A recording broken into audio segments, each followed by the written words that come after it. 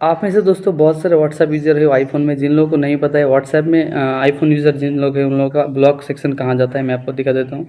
बहुत ही ईज़ी तरीका है दोस्तों, आपको सेटिंग्स में चले आना है। आने के बाद आप थोड़ा स्क्रॉल अप करेंगे, आपको एक ऑप्शन देखने को मिलेगा प्राइवेसी करके।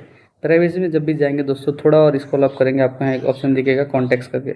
कॉन्टैक्ट्स में जब भी क्लिक करेंगे, आपका ब्लॉक जितने सारे कॉन्टैक्ट्स है सबको आपको यहाँ देखने को मिल जाएगा। आपको अगर किसी को अनब्लॉक करना है तो क्या करना है, सिर्फ सिंपल से आपको उसके नंबर के ऊपर टैप करना है और थोड़ा स्क्रॉल अप करेंगे, आपको नीचे का ऑप्शन देखने को मिल जाएगा अनब्लॉक का।